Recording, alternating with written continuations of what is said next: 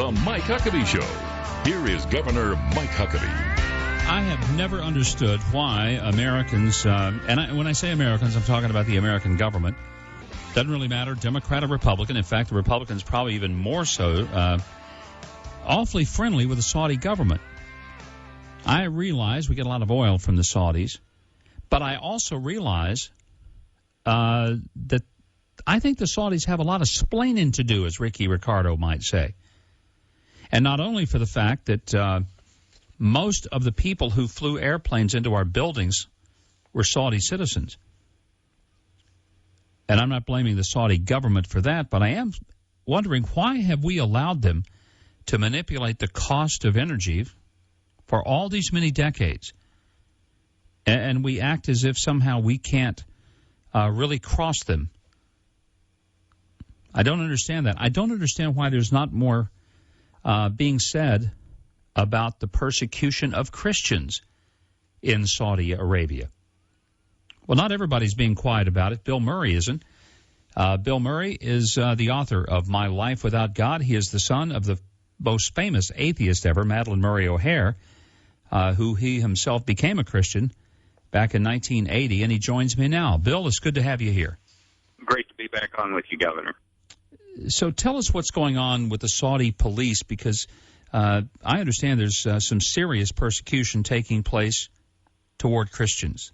Well, they have a religious police. They have the regular police, they have their army, and then they have the Matawa, or religious police. And these are the guys that, the brutes that go and beat women in the street if a part of their flesh is showing, beside their eyes and things like that.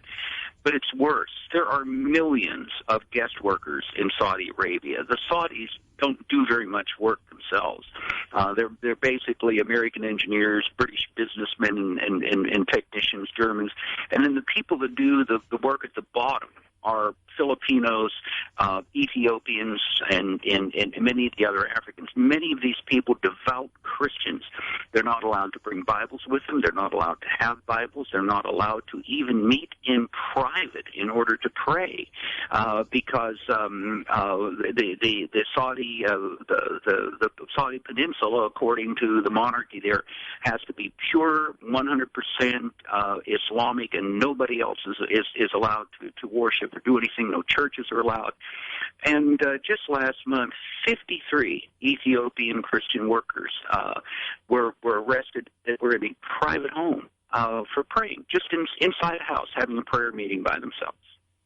It's remarkable because we never hear this in the media. We don't hear about it from our politicians. Why do you think the United States government is so quiet and, I would use the word, compliant when it comes to Saudi, I guess the word is torture, but certainly Saudi persecution? Actually, it is torture, Governor, and we don't know exactly what's happened to this group of Ethiopians, but during Advent of 2011, 29 women and 6 men were arrested in Jeddah for accused of the same thing. And they were kept in jail for 6 or 7 months. The men were beaten almost daily. The women were subjected to torture that a kind of court torture that I cannot mention on this radio program. It was so horrific in nature.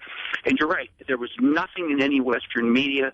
So far, we've had one congressman speak out about what's happening there, and that's Congressman Fortenberry from up in Nebraska. Nothing from the White House, but that isn't really what angers me. On the Senate, in the Senate and the House side, both Democrats and Republicans, the White House, the State Department, were absolutely outraged when the Russians arrested a group of anarchist band members who were defiling the Christ the Savior Cathedral in Moscow. I remember that. And we have all of our government, our levels, and our media here screaming that the Russians should give these anarchists who are defiling this Orthodox cathedral their rights to free speech. And then there's everything is silent about this persecution, beating, and torture of Christians in Saudi Arabia. Why do you think that's the case, Bill? Because I just can't understand what it is the Saudi government has been able to hold over the United States so that we're always walking on eggshells, never really wanting to confront some of the abuses that go on in that government? Well, unfortunately, I think it's strategic thinking, which admirals do and gets a lot of sailors killed. But you have this. We have a main enemy in Iran, and that's our main enemy. And so, therefore, anybody that is an enemy of Iran is our buddy. This is the same reason we armed the Mujahideen in Afghanistan to fight the Soviet Union, that was the main enemy, and raised them up to what they are today in Al Qaeda.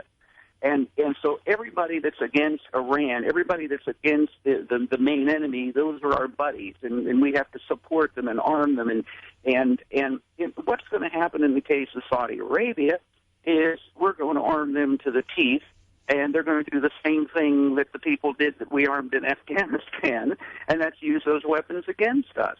The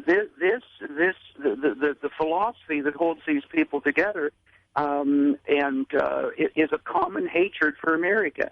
And for us to say, oh, it's because they're poor is nonsense. As you mentioned about the hijackers, 60% of them were college graduates, and 60% of all terrorists are college graduates, for that matter. Every suicide bomber, 60% have been college educated. But it's our strategic thinking that gets us in trouble. We're too easily pick our friends when we have a main enemy. What do you think the average citizen can do? I mean, is this something where we call our congressmen and senators and say... Well, yes, it is. Yes, it is, Governor, and here's why. Congressman Frank Wolf, who is really one of the biggest guys in religious freedom in the House, said, if congressmen would hear from pastors, if congressmen would hear from peoples, this kind of religious persecution in these nations would do something. He said, but the problem is we don't hear from anybody. And if people would just, there's instructions on my website and other people's websites as well.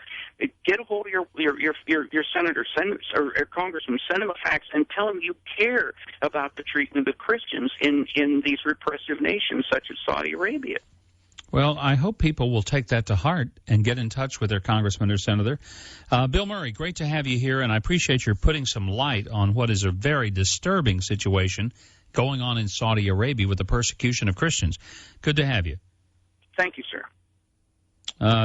This is the kind of thing you just scratch your head and say, why don't we hear more about it? Because, I mean, we truly should not be just standing back and letting this stuff happen without raising our voices. I hope you'll raise yours. Call your congressman or your senator and demand that we get some answers for this. We've got a lot to talk about when we come back, including what's going on the Senate floor with the John Brennan nomination and confirmation vote. All of that next on the Mike Huckabee Show.